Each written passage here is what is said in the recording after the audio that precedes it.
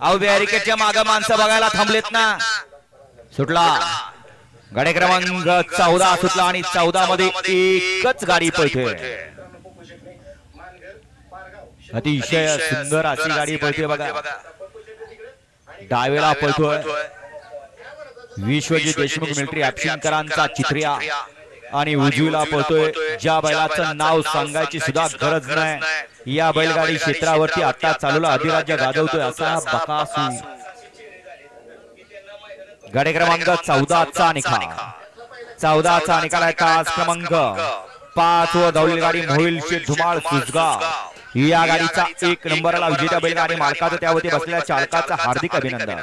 सुंदर अशी गाडी पळाली। उजवीला पळाला मोहिल शेठ धुमाळ सुसगाव, अर्णव शेठ साळुंके, स्वामी साई सचिन शेठ गरज वरचेवळे यांचा या ठिकाणी अक्रम हिंद केसरी बकासूर पळाला।